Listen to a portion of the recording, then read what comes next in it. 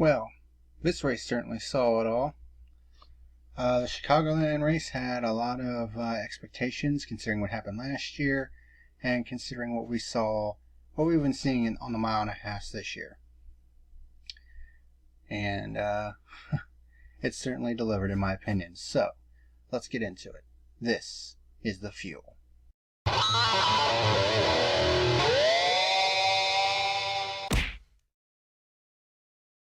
What is happening, ladies and germs? This is the PackerMan, and welcome to today's edition of The Fuel, which is going to be coming rather late because the race got delayed by about 3.5 hours due to weather, which kind of sucked, but, you know, that's just the way it goes sometimes. For this episode, based on what happened in the race, I'm wearing an 88 shirt today. Although this is from 2013, so it's torn old as shit. And it was when Junior was driving the car. But considering who won the race today, I think you can understand why I'm wearing it today. So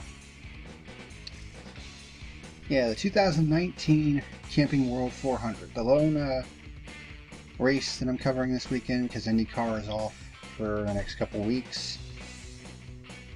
Till mid-July, so the review should be going by at a slightly quicker pace. So what do you say we go ahead and get into the review? Get this done and over with. Although there's still quite a bit to talk about. So Austin Dillon starts from the pole for the third time this season. Stages 1 and 2, 80 laps, with stage 3 being 107 laps.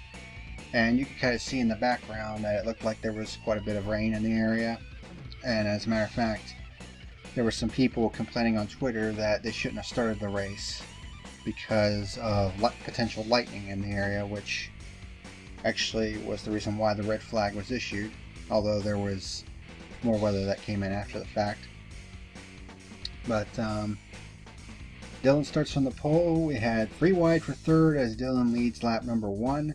The restarts, as per the usual, were pretty friggin' crazy. Lots of 3 and 4 wide.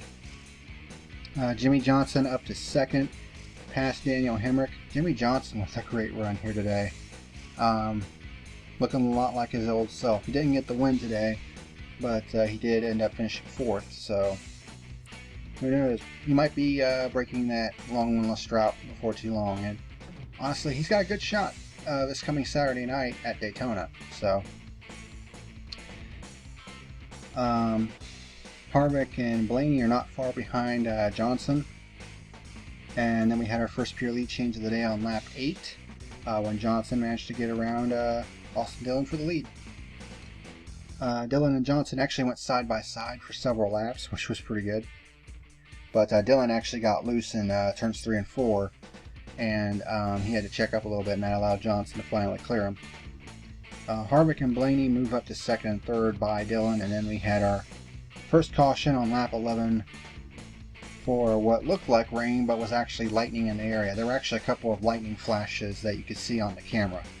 So they had to bring the cars in. There wasn't any rain, at least not yet, but there was lightning in the area. And then eventually the storm just came over, and it was just a lot of wind and a shit ton of rain. I mean, it looked like a friggin' monsoon. In fact, there was one shot in the booth where it looked like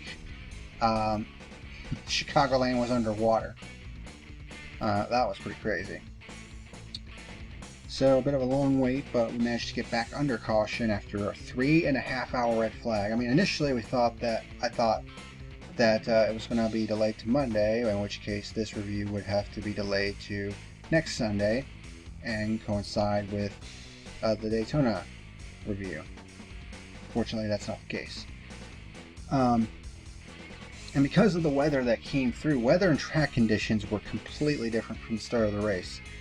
The air was 20 degrees cooler, humidity was double what it was at the start of the race, and the track temperature was down 50 degrees.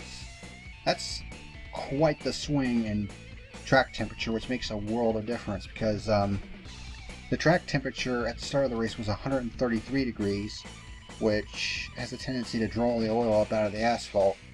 But when it drops down 50 degrees, when it gets down to that cool, then typically when it's hot, it gets slicker because the oil is drawn up out of the track, but when it cools down, there's a lot more grip. So, and that's kind of what we saw. Many cars come down pit road for adjustments and service. Johnson leads on the restart. We had 3 and 4 wide on the restart. Alright, sorry about that little interruption. It's my fucking nerves sometimes. Johnson and Dillon were side by side on the restart and they remained like that for a lap or two. And then we had our second pure lead change on lap 18 when Dillon took the lead. Then Harvick got a run under Dillon for the lead down the back stretch, and we had our third pure lead change on lap 20. Johnson gets back by Dillon for second. Ryan Blaney gets up to third. Blaney by Johnson for second. He looked like he had a good car early on. At this point, William Byron was already up to the top 10 after 24 laps, which was amazing because he had to start from the rear of the field due to an engine change. Kyle Busch scrapes the wall in turns 3 and 4, but keeps on going. Apparently he knocked the crush panels out of the car in this one. He had a lot of different things happen to him in this race today. It was crazy. Blaney beginning to challenge Harvick for the lead. 1 second. Sorry about that. William Byron is up to 4th after starting last in just 31 laps, so he continued his charge towards the front. Things start to calm down a little bit 45 laps in. Now we get Ty Dillon kicking off green flag pit stops on lap 49. Daniel Hemrick got penalized for an uncontrolled tire. Ty Dillon had to come back in because he reported that something was broken in the left rear, and he eventually took it behind the wall and out of the race. Bubba Wallace was penalized for removing equipment from the pit box. And then right at the end of stage number 1, starting with about 8 laps to go, we had a string of like 4 drivers who had right rear tire problems because the rain had washed all the rubber off the racetrack. There were a couple of drivers that were reporting right rear tires that were unwinding, meaning that it was significant wear. And Harvick actually lost that right rear tire with 8 to go. He actually had a strategy where he was just going to get gas and go at the end of the stage, but of course when the tire went down, it forced him to change to a 4-tire pit strategy. Blaney then had a right rear flat go down, right rear flat as well. And then the second caution came out on lap 79, right before the end of the stage. Clint Boyer also blows a right rear tire.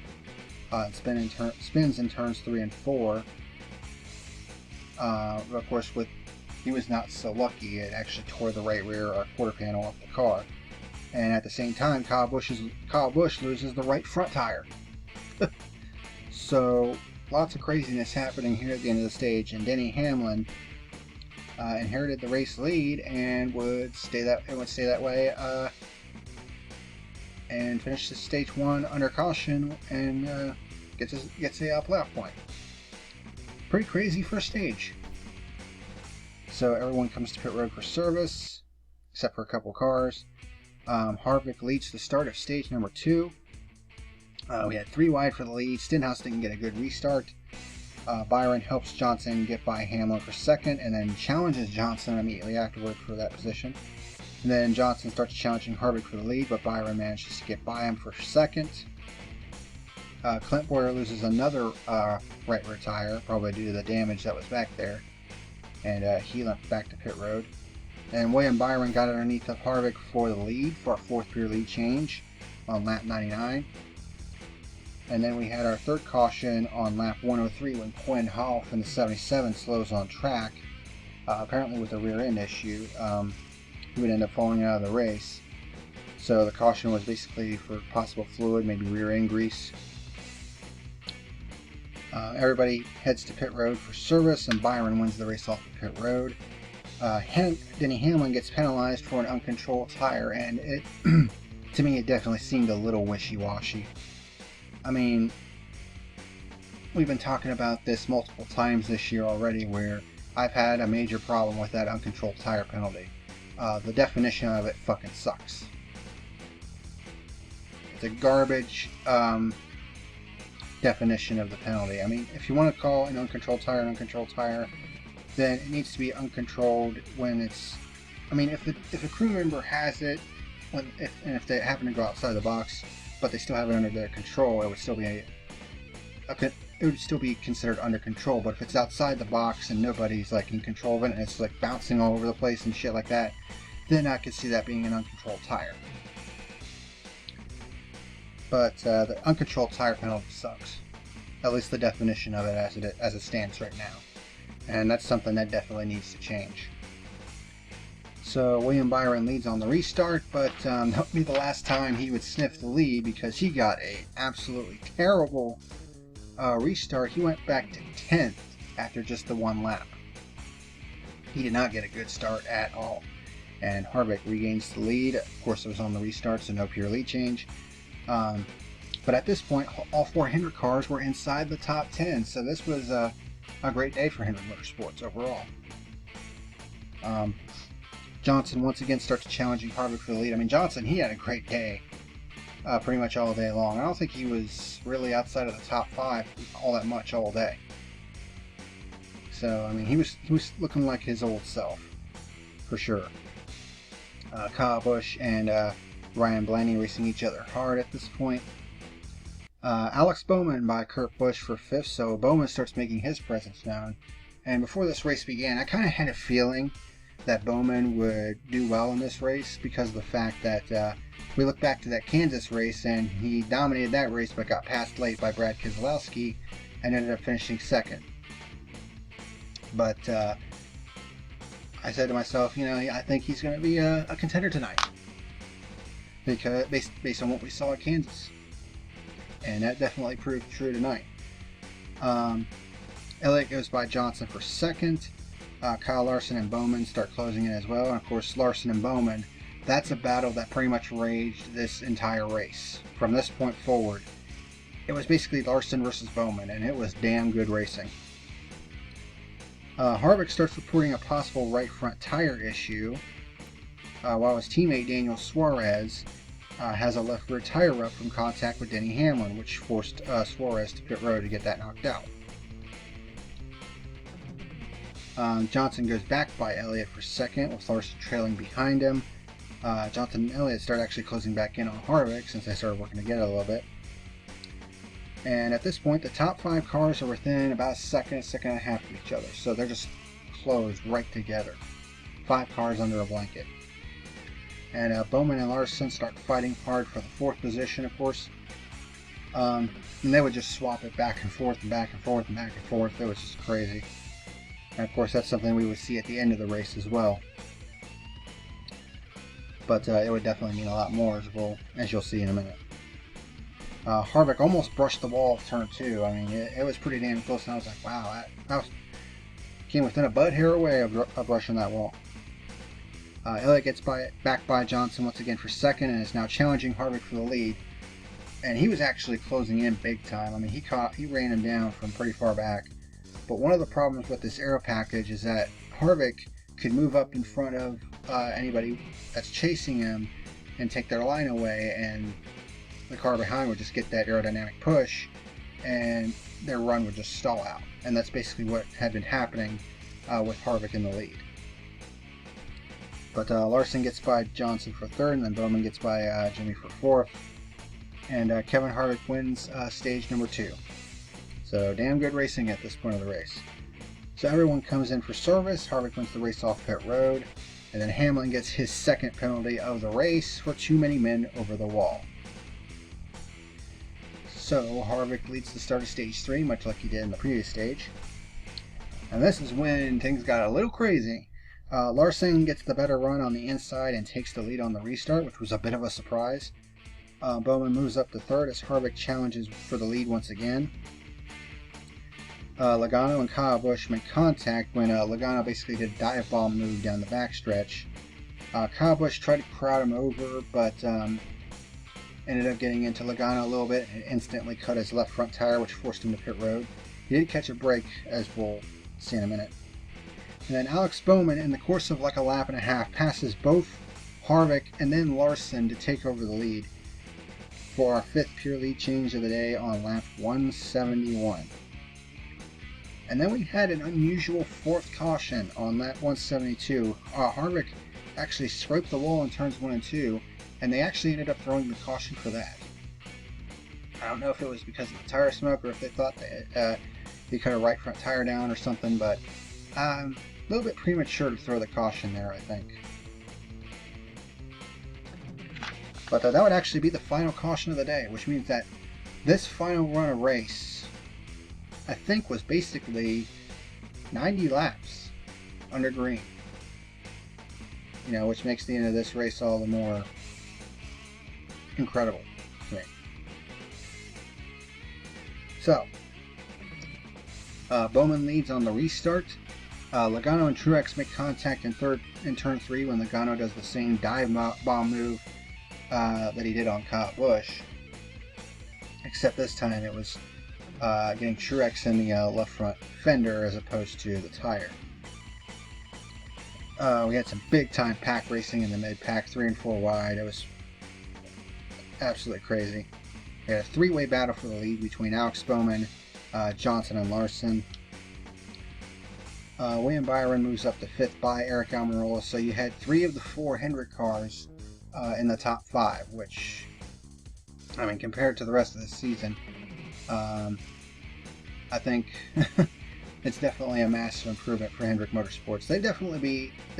Ever since the end of the Easter break, they've definitely been on the upward path, and it all started with Chase Elliott winning at Talladega, and then Alex Bowman getting those 3 runner-up finishes in a row. William Byron is starting to look a lot better, and Jimmy Johnson ran well today as well. So Hendrick Motorsports is definitely on the comeback trail, because the only wins they had last year were the 3 wins by Chase. I mean, he pretty much carried the banner last year, but it looks like and he was pretty much carrying the banner for most of the season this year as well. But it's starting to look like his teammates are finally beginning to pick up the slack, and definitely showed here tonight. Bowman gets a 1.5 second lead with 70 laps to go and 1 more pit stop to come. Almirola, Ryan Blaney, and Truex start fighting hard for the 9th position. Larson gets by Johnson for 2nd on lap 208, and this is where the Larson-Bowman battle would begin, pretty much, or resume from where it had from the 2nd stage, except now this time it's for the lead. And considering the fact that Larson has been mired in the middle of a almost 2-year winless streak now, and Bowman had never won before, and it had been 133 starts up to this point, he basically had 2 hungry drivers that were going to fight it out for this win. Ryan Newman leads off green flag pit stops on lap 218. No pit road penalties this time around for anybody.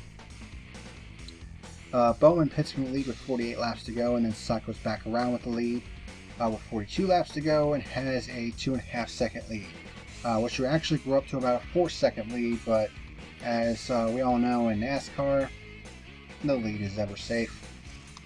Joey Logano starts closing in on Kyle Larson for 2nd early in this run, because Larson's car was actually pretty loose after they came off pit road, but his car would go tight as the run went on, which meant that he had a great long run car as well. So Logano was closing in on Logano was closing in on Kyle Larson for a bit, but eventually Larson would be able to pull away from him. Kyle Busch had smoke inside his car, and it wasn't from like any mechanical problem or anything like that. There was a tire buildup on the inside of his car apparently, and it had caught on fire, and it was smoking heavily inside the car, and it forced him back to pit road. So that's like 3 or 4 different problems that he had in this race. each and every time he recovered to get back up inside the top 10.